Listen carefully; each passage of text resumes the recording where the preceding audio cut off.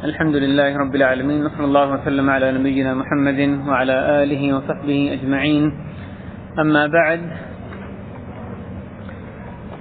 شهر رمضان الذي أنزل فيه القرآن هدى للناس وبينات من الهدى والفرقان، فمن شهد منكم الشهر فليصمه. محترم بھائیوں،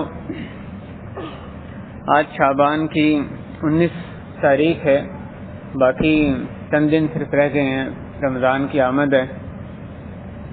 اور یہ عظیم ترین مہینہ، ایک ایسا مہمان جس کا 11 مہینے انتظار کرنا ہم کرتے ہیں، اس کے بعد یہ دوبارہ سے ہمیں نصیب ہوتا ہے، اس کی آمد ہے جس کے بارے میں اللہ تعالیٰ نے اس آیت میں، سورہ بقرہ کی آیت میں فرمایا کہ اس میں قرآن مجید کا نزول ہوا. اور یہ مہینہ یقیناً سارے مہینوں پہ فوقیت رکھتا ہے، سب سے عظمت والا مہینہ ہے. آج اللہ کی توفیق سے اس موضوع پہ ہم بات کریں گے کہ ہم اس وقت جو بھی شعبان کے دن گزار رہے ہیں، ہم اس وقت کیا کام کریں کہ رمضان کا صحیح طرح استقبال کر سکیں، رمضان کے جو ثمرات ہیں ان کو صحیح طرح سمیٹ سکیں. استقبال رمضان میں یا رمضان سے پہلے کیا کام کرنے ہیں، اس کا جو مقصد ہے، ان کاموں کا خلاصہ یہ ہے کہ رمضان جس مقصد کے لیے اللہ تعالیٰ نے فرض کیا ہے، اور اس میں جو کام کرنے کے لیے اللہ تعالیٰ نے کہے ہیں، جو اس کو پسند ہیں، اور جن کاموں سے رکنے کے لیے اس نے کہا ہے، جو فوائد بھی ہمیں بتائے گئے ہیں رمضان کے، ان کو ہم کون سی تیاری ہے، کیا کام ہے کہ پہلے سے اگر وہ کام ہم کریں تو ہم وہ سارے فوائد جو رمضان میں رکھے گئے ہیں ان کو صحیح طرح حاصل کرنے کے قابل بن سکتے ہیں. کیونکہ رمضان میں تو خیرات برکات کی بارش اللہ کی طرف سے ہوتی ہے، لیکن اب آدمی کے استعداد کتنی ہے، اس میں صلاحیت اہلیت کتنی ہے، اس کے مطابق، اس اہلیت کے مطابق وہ ان ثمرات کو سمیٹتا ہے. کوئی شخص، کسی شخص کو بہت زیادہ اس سے حاصل ہوتا ہے، مالا مال ہو جاتا ہے، آخرت کے جو اپنا اس کا اکاؤنٹ ہے اس میں بہت سی نیکیاں وہ سمیٹ لیتا ہے، اپنے گناہوں کو مٹا دیتا ہے. اور کوئی کتنے ایسے شخص بھی، اشخاص بھی ہوتے ہیں، افراد بھی ہوتے ہیں جن کو بھوک پیاس کے علاوہ، رجگوں کے علاوہ کچھ بھی رمضان سے نصیب نہیں ہوتا. تو ہم نے تیاری کے سلسلے میں جو باقی 10 دن تقریباً رہتے ہیں رمضان کے شروع ہونے تک، اس میں اس بات پر غور کرنا ہے کہ ہر وہ فائدہ جو ہم رمضان سے ہمیں حاصل کرنے کو کہا گیا ہے، جو رمضان سے حاصل کرنا ہمیں مطلوب ہے، اس کو کیا تیاری ہم پہلے سے کریں گے کہ اس فائدے کو بدرجہ اتم صحیح طرح سے حاصل کر سکیں. جو تیاری کے سلسلے میں رمضان کی تیاری کیوں ضروری ہے، کیونکہ رمضان ایک سنہری موقع ہے، عظیم ترین موقع ہے بہت سی چیزیں حاصل کرنے کا، اخروی جو ثواب، اجر و ثواب حاصل کرنے کا یہ موقع ہے، مثبت اپنے اندر تبدیلی لانے کا، اپنے گناہوں کو مٹانے کا، اپنی نیکیاں بڑھانے کا، صرف نیکیاں حاصل کرنے کا نہیں بلکہ بہت بڑھا چڑھا کے ان کو حاصل کرنے کا. اسی طرح اپنے آپ کی تربیت کرنے کا ایک بہترین موقع ہے، اپنے آپ کے صبر پر تربیت کرنا، اپنے آپ کی فقراء اور مساکین سے محبت پر، ان کا خیال رکھنے پر اپنی تربیت کرنا. جو بہت سے فوائد اس سے یعنی حاصل ہوتے ہیں جو کہ اس رمضان سے ہی صرف حاصل کیے جا سکتے ہیں. اور پھر اس موقع سے فائدہ اٹھانا جس میں کہ شیاطین جکڑ دیے جاتے ہیں، جنت کے دروازے کھول دیے جاتے ہیں، جہنم کے بند کیے جاتے ہیں، تو نیکیوں کا ایک موسم بہار ہے.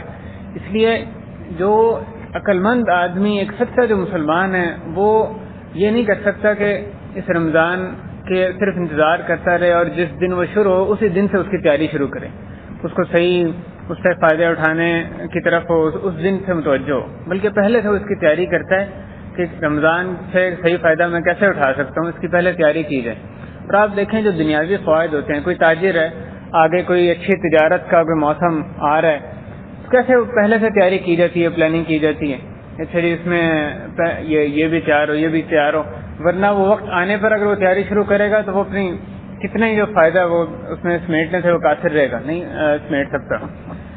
جو تیاری کرنے میں ہمیں دو طرح کی تیاریاں لوگوں میں نظر آتی ہیں. ایک وہ لوگ ہیں جنہوں نے محض کھانے پینے کا مہینہ اس کو بنا لیا اور اپنی یعنی جو غلط چیزیں جن کو اللہ نے حرام کیا ہے ان کو دیکھنے کا مہینہ بنا لیا، یعنی جو خاص قسم کے پروگرام ہیں، کوئی ٹی وی ڈرامے ہیں، فلمیں ہیں، ان کو دیکھنے کا۔ اور آپ جانتے ہوں گے یہ جو لوگ اہل شر جو بہت سے چینلز پر حاوی ہیں، وہ خاص ٹارگٹ کرتے ہیں اس مہینے کو کہ کس طرح سے لوگوں کو خراب کیا جائے اس مہینے میں، وہ اوقات جو خاص فضیلت کے اوقات ہیں ان کو کس طرح سے برباد کیا جائے، اس میں ایسے پروگرام دکھائے جائیں جس میں کہ خوب ان کو اس کی طرف برائیوں کی طرف اٹریکشن اس میں دی جائے۔ اور خاص طور پہ اس کی اہل فسق اس کی پلاننگ کرتے ہیں، یہ کوئی ڈھکی چھپی بات نہیں ہے، خاص طور پہ اس کی پلاننگ کی جاتی ہے کس طرح سے رمضان میں لوگوں کا ایمان برباد کرنا ہے، وہ تقوی جس کی وجہ سے جس کا جو اصلی مقصد اللہ تعالی نے روزوں کا بیان کیا ہے، کس طرح سے اس کو ختم کیا جا سکتا ہے، کس طرح سے یہ کیا جائے کہ لوگ اس مقصد کو حاصل نہ کر سکیں، جو تھوڑا بہت حاصل کیا دن میں اس کو رات کو برباد کر چھوڑیں، بلکہ افطاری سے پہلے جو وقت ہوتا ہے اگر انتظار کا وقت ہے اسی میں برباد کر دیں، اس کی پلاننگ کرتے ہیں۔ ہم نے ان شیاطین سے جو بھی اہل شر ہوں ان سے بچ کے رہنا ہے۔ تو یہ بعض لوگوں نے تیاری جو رمضان کی حقیقت کو نہیں سمجھے، جن کے فہم میں انحراف ہے، جو کجروی کا یعنی شکار ہیں، وہ یہ دو چیزوں کی تیاری کرتے ہیں۔ ایک تو کھانے پینے کی، ہر قسم کی جو غذائی اشیاء اجناس کو مختلف طرح کی پہلے سے تیار کر لی جائیں، اور اس کی وجہ یہ نہیں ہے کہ وقت بچ جائے، اصل میں اس مقصد سے کہ وہ کوئی یہ نہ ہو کہ اس وقت ہمیں چیزیں نہ مل سکیں، اور کوئی جو اپنی لذتیں ہیں زبان کی لذت اس سے ہم محروم رہ جائیں، اس وجہ سے وہ پہلے سے اس کی تیاری کرتے ہیں اور مینیو مقرر کرتے ہیں، اور یعنی پوری جو رمضان کی کھانے پینے کی تیاری، اور مشروبات کیا ہوں گے، معقولات کیا ہوں گے۔ اور دوسری جو تیاری ہے وہ اللہ معاف کرے یہ کی جاتی ہے کہ اچھا فلان جو چینل ہے اس پہ یہ پروگرام آنا ہے، یہ آنا ہے، اس کی یہ قسطیں آنی ہے، اس کی تیاری کی جائے کہیں کس جگہ رہنا چاہیے۔ جیسے میں نے بیان کیا یہ شیاطین کے یعنی پھیلایا ہوا جال ہے جس میں کئی لوگ پھنس جاتے ہیں۔ اور جو لوگ یہ ایک قسم ہے، لیکن جو تیاری اصل میں ہم سے مطلوب ہے، جو کہ سلف صالحین سے ان کی زندگیوں میں نظر آتی ہے، وہ یہ تیاری تو نہیں ہے، یہ تو اصلی مقصد نہیں ہے رمضان کا، جو کہ جس کی لوگ یعنی بعض لوگ تیاری کرتے ہیں۔ جو تقویٰ کا حصول اور نیکیوں کا موسم بہار جو یہ اس کو بنایا گیا ہے، اس کی تیاری کے سلسلے میں کون سی باتیں جو کہ علماء نے ہمیں بتائیں، جو کہ اسلاف سلف صالحین سے ہمیں جن کی تلقین ملتی ہے، ان کا آج اللہ کی توفیق سے تذکرہ کریں گے۔ وہ اصلی تیاری جو کہ ہر مومن سے رمضان کی مطلوب ہے، یہ آپ ذہن میں رکھیں، یہ ان چیزوں کی بات نہیں ہو رہی جو کہ رمضان میں کرنے کے کام ہے، وہ ایک علیحدہ موضوع ہے، لیکن بات ان کی ہو رہی ہے جو کہ رمضان سے پہلے ان دنوں میں کرنے کے کام ہے جو ہم گزار رہے ہیں۔ رمضان کی تیاری کیسے کرنی ہے اس کی بات ہو رہی ہے۔ پہلی چیز، اول ترین چیز اور سب سے اہم چیز جو کسی بھی نیکیوں کا جو موسم ہے اس کی تیاری کے سلسلے میں ہر مسلمان کے لیے ضروری ہے، وہ سچی توبہ ہے۔ اللہ کے حضور سچی توبہ یہ اول ترین چیز اور اہم ترین چیز ہے اس رمضان کی تیاری میں۔ آپ یہ والا موسم ہو یا کوئی ذوالحجہ کے پہلے 10 دن آ رہے ہوں کہ اور نیکیوں کا موسم ہے، اس سے زیادہ ضروری کوئی اور چیز نہیں ہے۔ حسن بصری رحمہ اللہ، ان کے پاس ایک شخص آیا، وہ کہنے لگا کہ ابو سعید، ان کی کنیت تھی، وہ کہنے لگا ابو سعید میں اپنی طہارت کا جو پانی ہے وہ تیار کر لیتا ہوں اور مستعد ہوتا ہوں کہ میں نے رات کو قیام کرنا ہے، قیام لیل کرنا ہے، لیکن پھر رات کو اٹھ نہیں پاتا، تہجد کے لیے رات کے آخری پہر میں اٹھ نہیں پاتا، حالانکہ تیاری کر کے سوتا ہوں۔ اس کی کیا وجہ ہے؟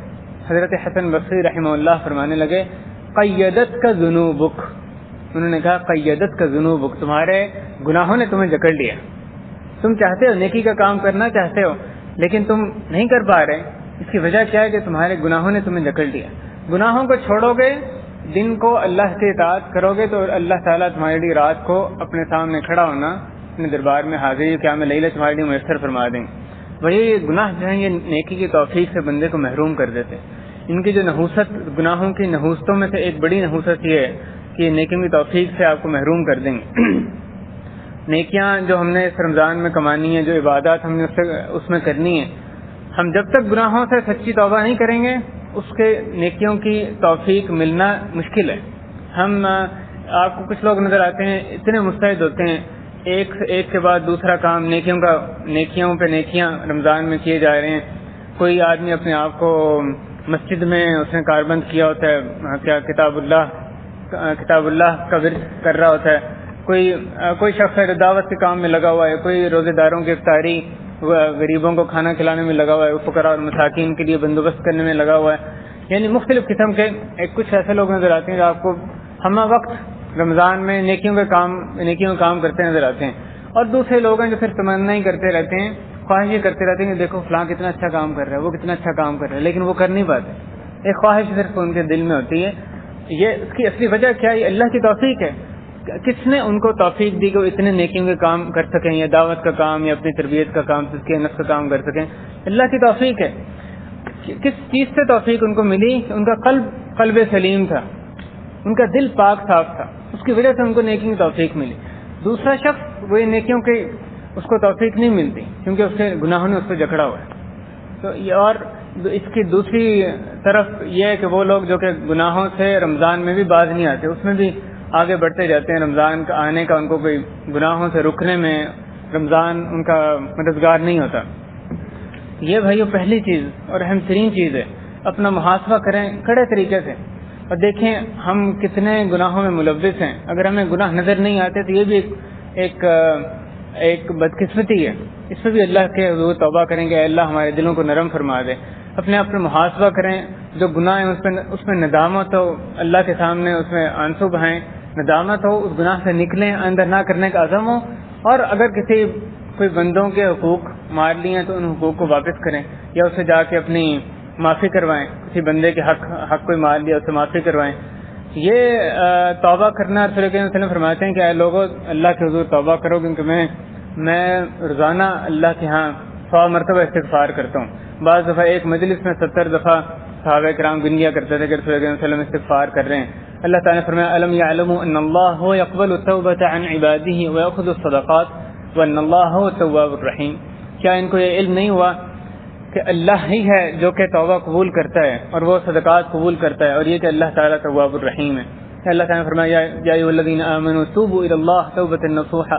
اب وہ لوگ جو ایمان لائے ہو اللہ کے حضور توبہ، اللہ کی طرف پلٹو، اللہ کے حضور توبہ کرو، توبۃ نصوح، سچی توبہ.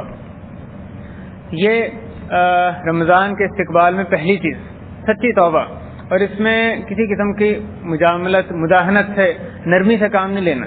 صحیح معنی میں اپنے آپ میں محاسبہ کریں، اس پہ ندامت اور گناہوں کو ٹٹولیں، ان کو چھوڑنے کا عزم کریں، اس پہ اللہ کے حضور استغفار کریں.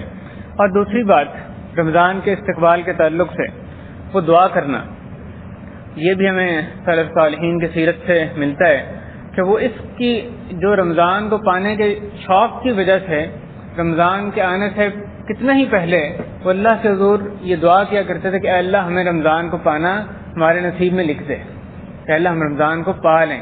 اس کی دعا کرتے تھے. اور یہ بات اس کے علاوہ ایک یہ دعا کرتے تھے کہ اے اللہ رمضان کو پا لیں. دوسری یہ دعا بھی کہ جب رمضان آ جائے تو اس میں صحیح طرح اے اللہ تو ہمیں اعمال کرنے کی بھی توفیق دے دے. صرف رمضان کو پانے کا کیا فائدہ اگر بندہ اس کو صحیح استعمال نہ کرے، اس میں صحیح اعمال کرنے کی توفیق دے دے. اور تیسری یہ دعا کہ جو اعمال ہم اس میں کریں اے اللہ تو اس کو ہمارے سے قبول بھی فرما لیں. تو رمضان کو پانے کی، رمضان میں صحیح عمل کرنے کی اور ان عمل کی قبولیت کی دعا ہمیں بھی کرنی چاہیے رمضان کی استقبال کے طور پہ، اس کی آنے کی خوشی کے طور پہ. اس بارے میں جو ایک حدیث مشہور ہے، ایک ضعیف حدیث مشہور ہے، لیکن بے شک وہ ضعیف ہے لیکن اس کی شہرت کی وجہ سے میں یہاں ذکر کر رہا ہوں، اس سے ذوق بتانے کے لیے کہ اس حدیث میں یہ آتا ہے کہ جب رجب آتا تو رسول کریم صلی اللہ علیہ وسلم یہ دعا کیا کرتے اللہم بارک لنا فی رجب و شعبان وبلغنا رمضان، کہ اللہ رجب اور شعبان میں ہمارے لیے برکت فرما دے اور ہمیں رمضان تک پہنچا دے. یہ حدیث ضعیف ہے. یہ بے شک مشہور دعا ہے لیکن محدثین اس کو صحیح تسلیم نہیں کرتے. یہ کوئی خاص نفس ہے، کوئی خاص سیگا دعا کا ہمیں رسول کریم صلی اللہ علیہ وسلم سے اس بات کا رمضان کو پا لینے کا نہیں ملتا، دعا کا سیگا نہیں ملتا. اس کے علاوہ بھی اور بھی ایک دعا آئی ہے اللہم سلمنی لرمضان، اور ایک اور دعا بھی آئی ہے وہ بھی ضعیف ہے. تو صحیح سیگا اس کا نہیں ملتا. لیکن سلف صالحین سے یہ بات ہمیں، یعنی یہ بات ثابت شدہ ہے کہ وہ اس کی دعا کیا کرتے تھے تو مراد یہ ہے کہ وہ خاص سیگا نہیں ہے، لیکن آپ بے شک اپنی زبان میں جیسے بھی دعا کریں، یہ دعا کرنا ایک یعنی ایمان کی دلیل ہے۔ تیسری بات جو رمضان کی تیاری کے طور پہ، وہ اس مہینے کی قربت پہ خوشی محسوس کرنا ہے۔ یہ مہینہ اس کا اتنا انتظار کہ اب صرف 9 دن 10 دن باقی رہ گئے، اس پہ خوش ہونا چاہیے۔ یہ ایک ایمان کی دلیل ہے۔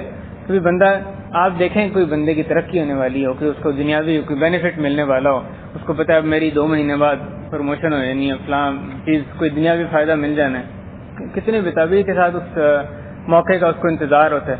جیسے جیسے وہ موقع آتا ہے کسی اپنے حبیب، کسی جو پسندیدہ شخص سے آپ نے یعنی ملنا ہے، جس سے ملنے کے آپ مشتاق ہیں، جیسے جیسے اس کی ملاقات کا وقت قریب آتا ہے، کیسے بندہ خوش ہوتا ہے۔ تو یہ جو آخرت کے جو موسم بہار ہے، جو رمضان کا مہینہ، وہ زیادہ حقدار ہے کہ اس کی آمد پر ہم خوش ہوں۔ اللہ تعالیٰ نے فرمایا قل بفضل اللہ وبرحمتہ فبذلک فلیفرحوا هو خیر مما یجمعون، کہہ دیجئے اللہ کا فضل اور اس کی رحمت، فبذلک فلیفرحوا، تو یہ وہ چیز ہے جس پر ان کو چاہیے کہ خوشیاں منائیں۔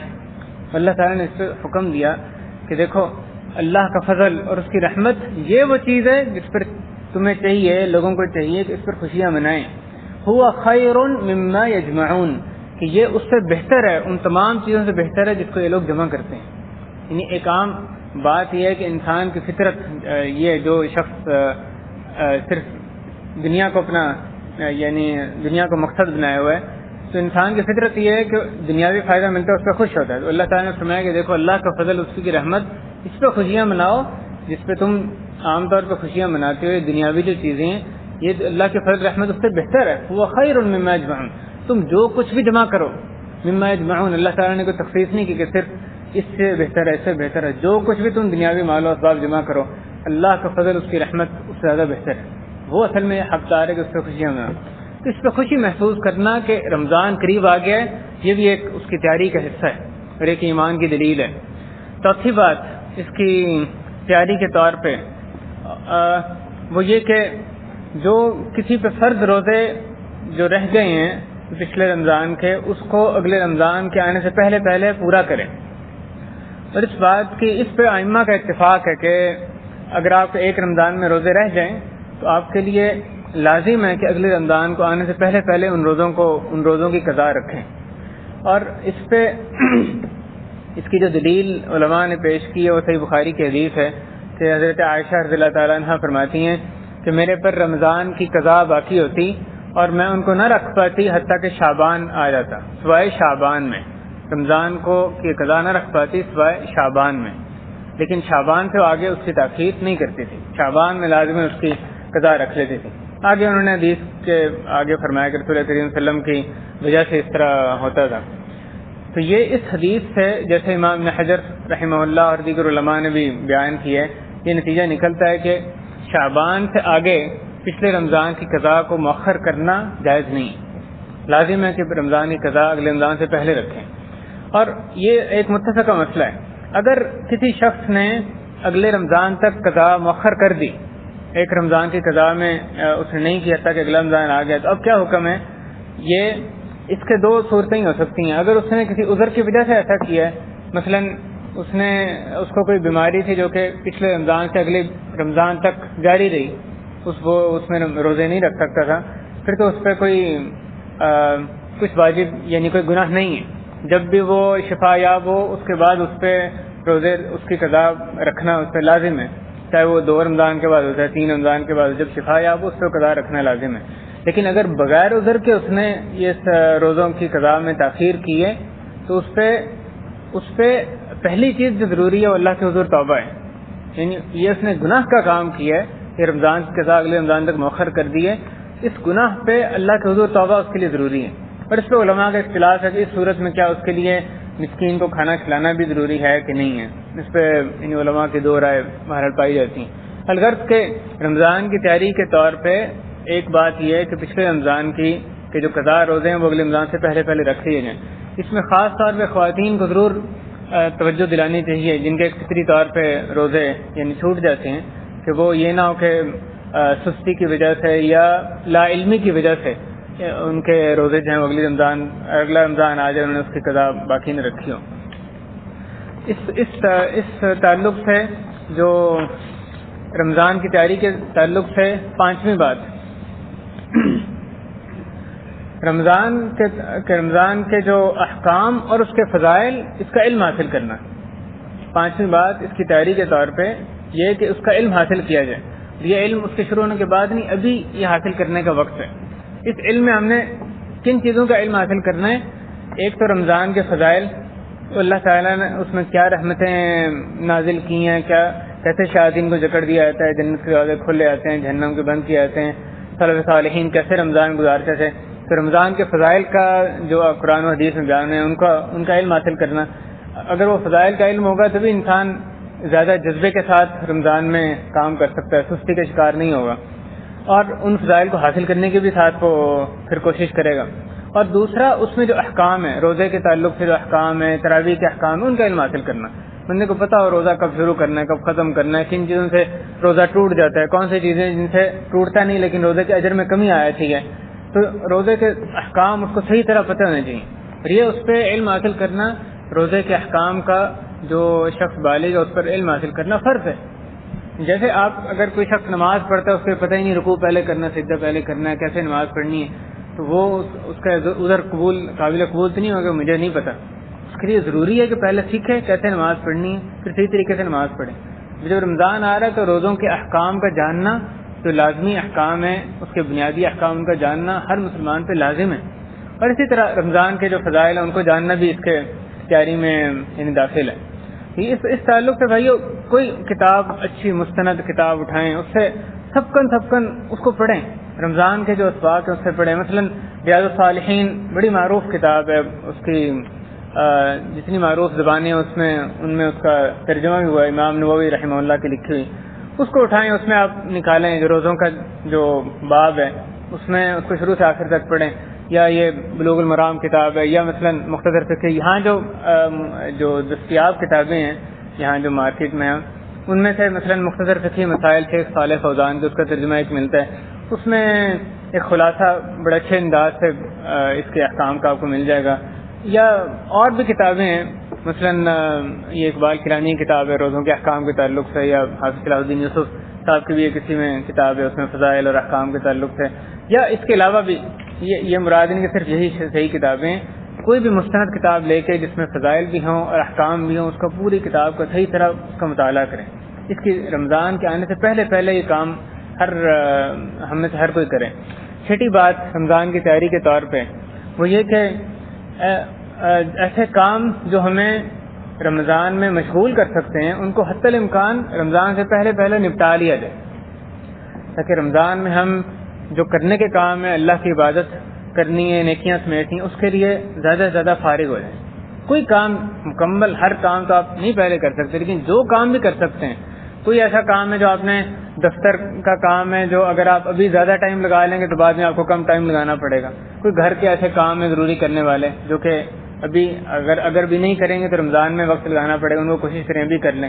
عید کی تیاری ہے، آپ دیکھیں گے عید کی تیاری کن دنوں میں کی جاتی ہے؟ آخری عشرے میں، سب سے زیادہ آخری عشرے میں، سب سے زیادہ فضیلت والا عشرہ ہے، اس میں عید کی تیاری کی جاتی ہے۔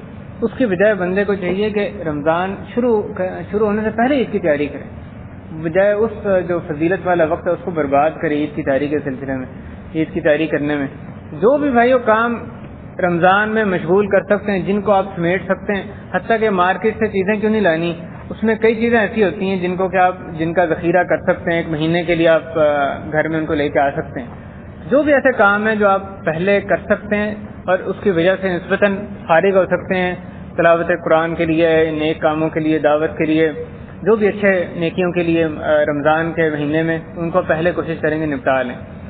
یہ چھٹی بات۔ ساتویں بات رمضان کی تیاری کے طور پہ اپنے گھر والوں کے ساتھ بیٹھنا، بیوی بچوں کے ساتھ بیٹھنا، اور ان کو اس رمضان کی تیاری کے طور پہ ان کی بھی تیاری کروانا، ان کو بھی رمضان کے فضائل سے آگاہ کرنا، رمضان کی جو تیاری میں مختلف چیزیں آئی ہیں اس سے ان کو آگاہ کرنا، رمضان کے جو احکام ہیں، روزوں کے احکام ہیں، قیام کے احکام ہیں، وہ ان کو بھی ساتھ ان کو اس میں شریک کرنا، ان کو بتانا۔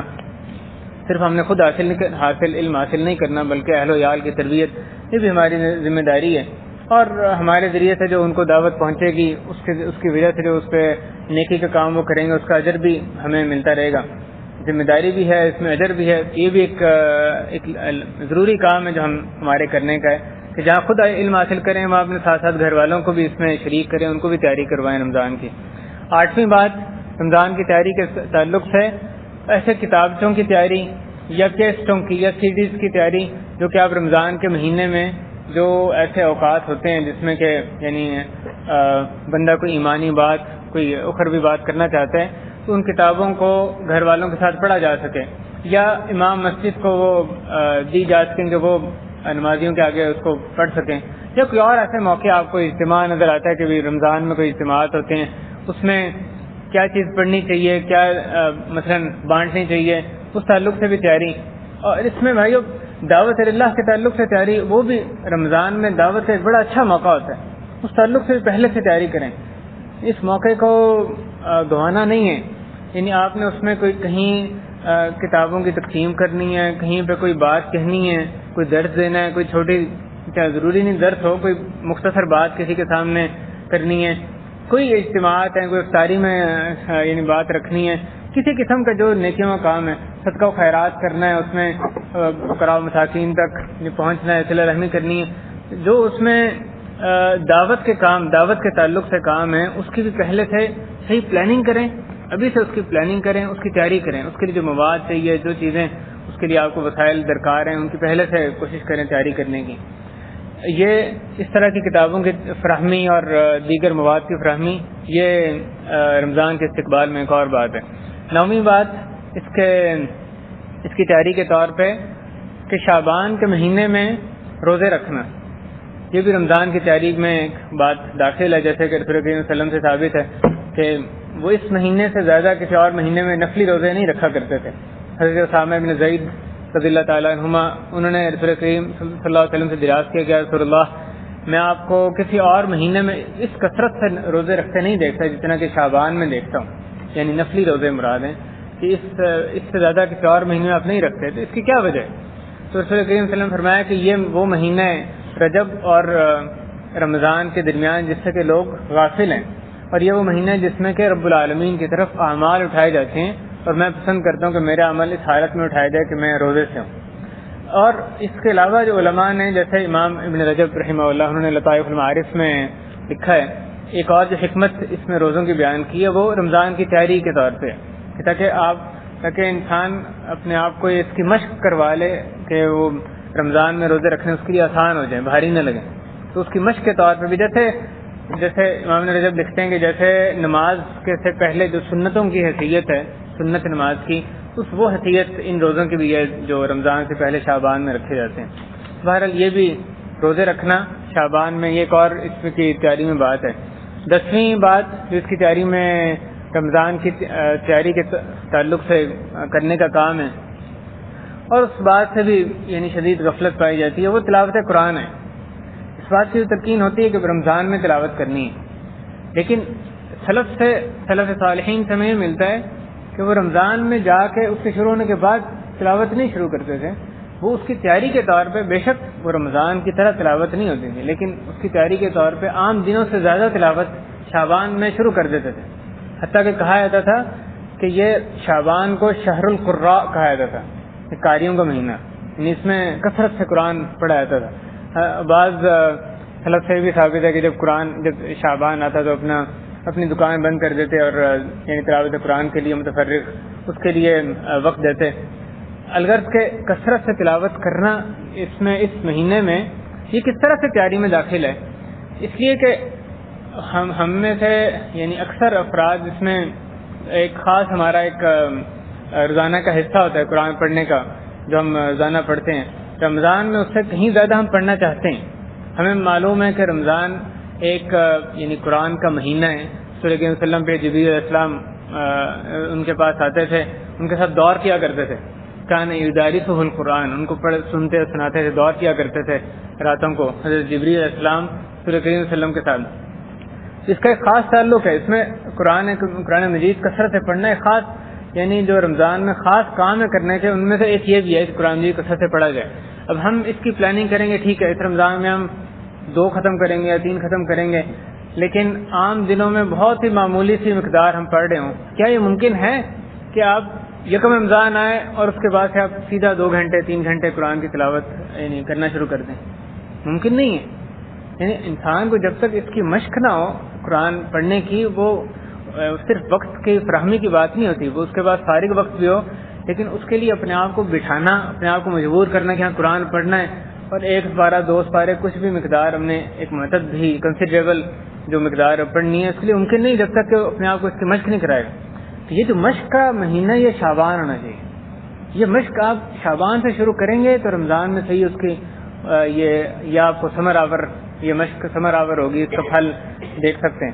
یعنی جیسے ہی رمضان شروع ہوگا اپنی مطلوبہ مقدار میں آپ قرآن کا تبھی ختم کر سکتے ہیں. اور اس تعلق سے ایک ٹارگٹ متعین کرنا ہے، کبھی آپ خود سے سوچیں جو آپ کو مناسب لگتا ہے، ایک اچھا ٹارگٹ مقرر کریں کہ بھی دو مثلاً 2 ختم کرنے، 60 پارے پڑھنے، کوئی زیادہ نہیں ہے، 2 کرنے یا 3 کرنے، جس کو جتنی توفیق میسر ہے اس سے زیادہ ہو جائے ٹھیک ہے، لیکن کم از کم ٹارگٹ کچھ نہ کچھ مقرر کریں.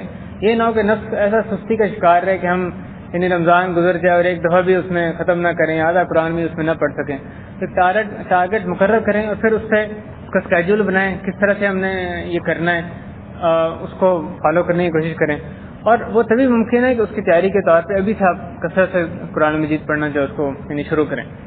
بھائیو، رمضان میں یہ جو بات کا خلاصہ یہ ہے کہ جو کام بھی کرنے ہیں رمضان میں اس کی ابھی سے پلاننگ کرنی ہے، اور رمضان اور ابھی سے اس کے لیے جو وسائل ہے اس کو مہیا کرنے کی کوشش کریں، جو اس میں علمی استعداد چاہیے، دل کی استعداد چاہیے، یعنی ایسا دل جو کہ اللہ کی رحمتوں سے فیضیاب ہو سکے، صحیح معنی میں وہ اللہ کی رحمتوں کو سمیٹ سکے، ایسا دل کے ساتھ ہم نے رمضان کا استقبال کرنا ہے. جو بھی ثمرات رمضان میں رکھیں اس میں کرنے کے کام ہیں، ابھی سے سوچیں کیا کرنا ہے، اس کی پلاننگ کیسے کرنی ہے، کیا ابھی سے کیا چیزیں جس کی پہلے سے ہم تیاری کریں گے تو رمضان سے صحیح فائدے ہم اٹھا سکتے ہیں.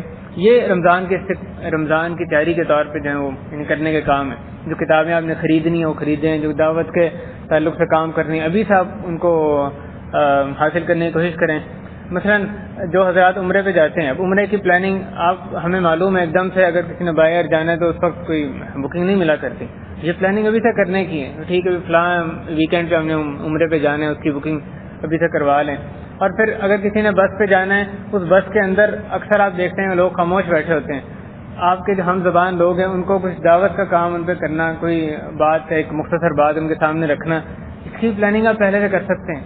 آپ خود سوچیں تو بہت سے موقع ایسے نظر آئیں گے جس میں کہ رمضان کو ہم اچھے طریقے سے استعمال کر سکتے ہیں اگر پہلے سے اس کی صحیح طرح سے اس کی پلاننگ کریں. اللہ سے دعا ہے کہ ہمیں رمضان کو پانے کی توفیق عطا فرما دیں.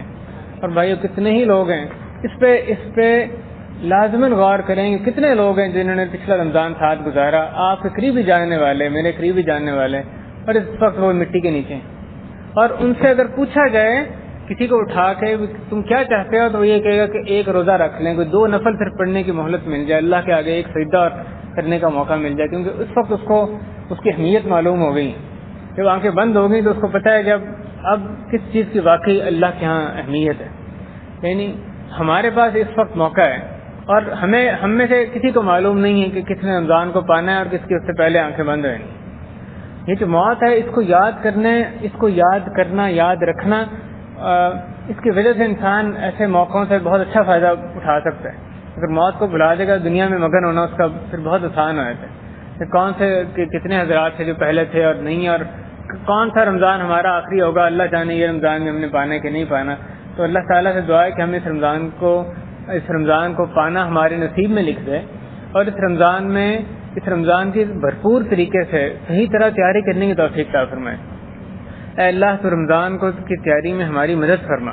اے اللہ رمضان کی کما حقہ تیاری میں جس طرح سلف صالحین اس کی تیاری کرتے تھے اس سے تیاری کرنے میں ہماری مدد فرما. اے اللہ رمضان میں خوب اچھے اعمال کرنے کی جس طرح تجھے ہمارے سے مطلوب ہے، اللہ اچھے اعمال کرنے کی توفیق عطا فرما. اے اللہ رمضان میں جو بھی ہم کوشش کریں اس کو تو ہمارے سے قبول بھی فرما لیں. اور بھائیو، جو ہمارے بھائی جو مسلمان اس وقت دنیا کے بہت سے کونوں میں ظلم و ستم کا شکار ہیں، ان کو بھی اپنی دعاؤں میں یاد رکھیں. اور خاص طور پہ رمضان کی دعا میں بھی یاد رکھیں، قبولیت کے اوقات میں ان کو یاد رکھیں۔ صرف جو بھی نیک لوگ ہوتے ہیں وہ صرف دعا میں اپنی حد تک وہ دعا نہیں کرتے، بلکہ امت کے لیے بھی دعا کرتے ہیں۔ امت کی مصیبت ان کی مصیبت ہوتی ہے، تو ہم بھی دعا کرتے ہیں کہ اللہ جہاں بھی مسلمان ظلم و ستم کے شکار ہیں، اللہ تو ان کو ظلم و ستم سے نجات دلا دے، اللہ دشمنوں کے جال سے ان کو، دشمنوں کی چالوں کو انہیں دشمنوں پر ہی پھیر دے۔ اے اللہ مجاہدین کی جہاں بھی تیری راہ میں صحیح معنی میں جہاد ہو رہا ہے، اعلاء کلمت اللہ کے لیے جہاد ہو رہا ہے، اللہ ان کی مدد فرما، ان کے نشانے درست فرما، اے اللہ ان کو ثابت قدم فرما۔ اے اللہ جو مظلوم مسلمان ہیں، جو مجبور مسلمان ہیں، اللہ ان میں سے جو بیمار ہیں، اے اللہ ان کو شفا یاب فرما۔ اے اللہ جو دشمنوں کی جیلوں میں قید ہیں، اللہ ان کو رہائی نصیب فرما۔ اے اللہ جو مسلمان بھی اس وقت جو تیری راہ میں اس ظلم و ستم کے نتیجے میں اللہ موت کے آغوش میں جا چکے ہیں، اللہ ان کو اپنے ہاں شہداء میں ان کا شمار فرما۔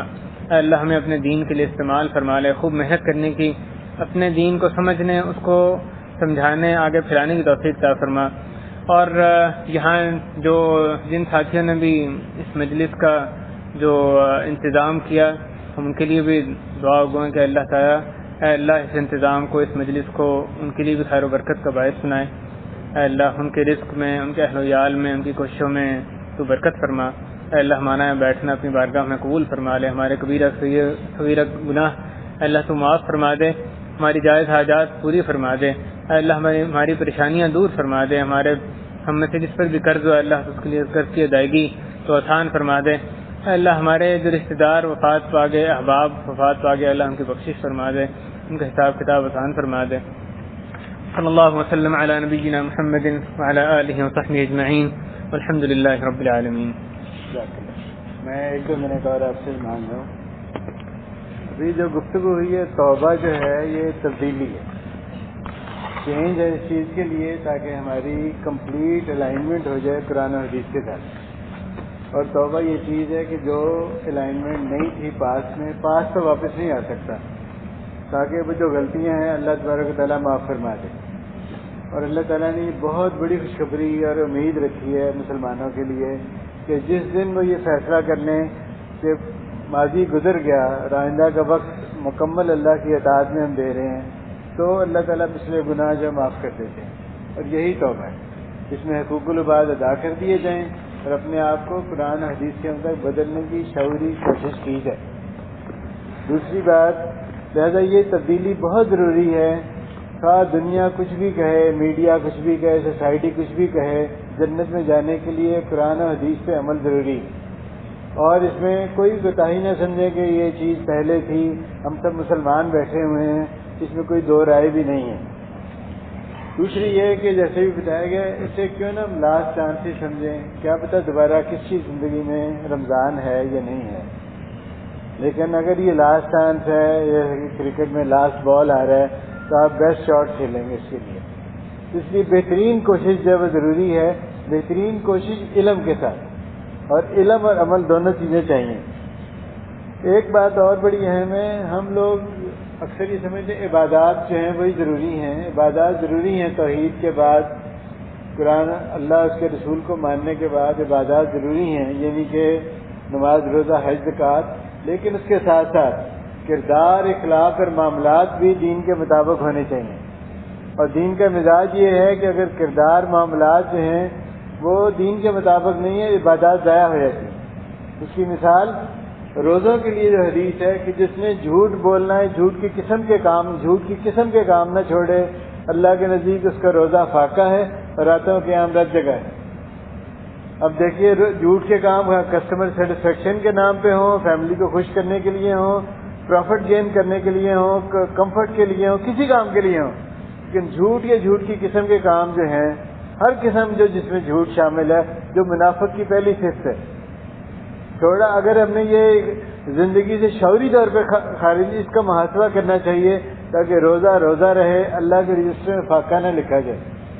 اسی طریقے سے اگر اور عبادات میں دیکھیں، جیسے حج ہے، کتنی بڑی عبادت ہے، زندگی میں ایک دفعہ کافی ہے، تو رفع فسوق کا جدالہ، تینوں کریکٹر ہیں سیلف ڈسپلن کے خلاف، لڑائی جھگڑا اور اللہ سے جو فسق کے کام ہیں اور بے حیائی کے کام ہیں، وہ ساری یہ کریکٹر ہے انسان کا۔ اسی طرح یتیم کو جو کھانا نہیں کھلاتے، کھانے کی توفیق نہیں دیتے، لوگوں کو نہیں کہتے، ان کی نمازیں ضائع ہو جاتی ہیں۔ اور زکوٰۃ لا تبطلوا الصدقات بالمن والاذى، احسان بتلا کے اپنے صدقات کو ضائع نہ کرو۔ میں اس لیے کہہ رہا ہوں کہ صرف حج، صبح سحری، افطاری، نمازیں، تراویح، اس کے ساتھ کبھی یہ چیزیں جو اس میں توجہ نہیں ہوتی۔ ہماری کمپنیاں ہمیں اگر ایک ہفتے کی ٹریننگ میں بھیجتی ہیں تو کئی سال کہتی ہیں اب لوگ جو ہیں بدل کے آ جائیں گے اور بہت اچھی ان کی پروڈکٹیوٹی ایفیشنسی ہو جائے گی۔ اللہ تعالیٰ یہ ٹریننگ پروگرام ہر مہینے کا سال میں ایک دفعہ دے رہے ہیں، اور پھر بھی اگر تبدیلی نہیں آ رہی، اس کے لیے کہا کہ لعلکم تتقون، تاکہ تقویٰ حاصل ہو۔ جس کا مطلب ہم میں کوئی کمزوری ہے، اللہ تعالیٰ نے تو صحیح ہمیں دیا ہے یہ طریقہ، اس سے تقویٰ پیدا ہوگا۔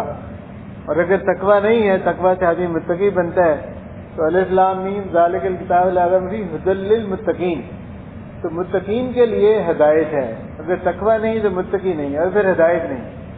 لہذا قرآن سے تبدیلی کے لیے، انر جو چینج ہے، اس کے لیے تقویٰ ہونا ضروری ہے۔ تقویٰ کیا ہے کہ ہمہ وقت یہ خیال علم کے ساتھ کہ ہم جتنے اللہ کے رسول کے احکامات اس پہ عمل کریں اور جتنی منکرات سے بچیں، اور یہی ہماری زندگی کا مقصد بن جائے، اللہ کی رضا حاصل کرنا، منکرات کو چھوڑنے سے اور جو معروف ذات ہیں ان پہ عمل کرنے سے۔ تو یہ میں اس لیے بات کر رہا ہوں تاکہ پتہ نہیں پھر کبھی موقع ملتا ہے کہ نہیں ملتا، اور آپ الحمدللہ آرام سے بیٹھے سن رہے ہیں۔ تو تبدیلی جو ہے وہ تو ایک ذہنی تبدیلی ہے، اور اگر ذہنی تبدیلی جس میں بھی آ گئی، ایک لفظ میں بھی آ گئی، ایک فیصلہ اگر آپ نے کر لیا تو زندگی جو بدل جاتی ہے۔ اللہ تعالیٰ ہم سب کو اپنے آپ کو شعوری طور پہ تبدیل کرنے کی توفیق عطا فرمائے۔ ایک اہم بات جو ہے فیملی کے لحاظ سے، کبھی ہم نے یہ فیملی کے ساتھ بیٹھ کے ڈسکس کیا کہ بیٹھیں ہم کیسے جنت میں جائیں گے اکٹھے۔ اتنی محبت ہے آپ کو اپنے بیوی بچوں کے ساتھ، ذرا اکٹھے بیٹھ کے سوچیں، یہ تو وقت چلا جائے گا، ہم اکٹھے جنت میں کیسے جائیں گے۔ امریکہ اور برطانیہ اور پاکستان اور انڈیا جہاں جہاں جانا ہے وہ تو بہت پلاننگ ہے، چھٹیوں کی بھی آگے، جنت میں اکٹھے کیسے جائیں گے جو کہ مر کے جانا ہے۔ لیکن اس کے لیے اگر شعوری طور پہ ڈسکشنز ہوں، آپ چیک لسٹ بنائیں، سوچیں، ایک دوسرے کی ہیلپ کریں، تو گھر جو بدل جائے گا، اور گھر بدلے گا تو معاشرہ بھی بدلے گا۔ اور فرد نے جو ہے وہ حساب دینا ہے، نہ سوسائٹی نے دینا، نہ کسی جماعت نے دینا، نہ کسی ملک نے دینا ہے۔ اللہ کے نزدیک سب نے ایک اکٹھے جو ہے علیحدہ علیحدہ کھڑے ہونا ہے۔ لہذا یہ بہت ہی ضروری ہے شعوری طور پہ گھر میں یہ بات چیت کی جائے کہ ہم جنت میں اکٹھے کیسے جائیں گے، اور اس کے بعد پھر اس میں شعوری طور پہ ایک دوسرے کی ہیلپ کی جائے۔ باقی جیسے اب آپ کا بچہ بھی کمزور ہوتا ہے کسی بھی میتھ میں، سائنس میں، تو کتنے ٹیوٹر رکھتے ہیں، کتنی کوششیں کرتے ہیں، خود پڑھاتے ہیں۔ اس طریقے سے جب آپ جنت کے دروس میں کمزور ہوں، جو بھی گھر کے افراد جس کی توجہ نہیں ہو، آدمی سے لے کے آئے، کیونکہ سب سے محبت ہے۔ اور اگر پھر ایک بندہ چلا گیا اور باقی رہ گئے تو پھر تو لوگ قیامت میں ایک دوسرے کے خلاف فریاد کریں گے، اور یہ قیامت میں جو حدیث ہے اس میں کہا گیا ہے، کہیں گے کہ اس نے سب کچھ ہمیں بنایا لیکن نہ اللہ کی معرفت دی، نہ رسول کی محبت دی۔ تو یہ جو بہت ہی ضروری معاملہ ہے، اپنے اہل و عیال کے لیے توجہ کرنا اور اس موقع سے فائدہ اٹھانا۔ تو میں نے آپ سے چند منٹ اضافی لیے، معذرت چاہتا ہوں، لیکن اللہ تعالیٰ ہمیں تبدیلی کی توفیق دے، اور ایسی تبدیلی جو قرآن و حدیث کے مطابق ہو، جس سے اللہ کی رضا جو حاصل ہو جائے۔ ربنا تقبل منا انک انت السمیع العلیم تب علینا انک انت التواب الرحیم۔ صلی اللہ تعالیٰ خیر خلقی محمد و آلہ صحابہ ذریتی اجمعین۔ الحمد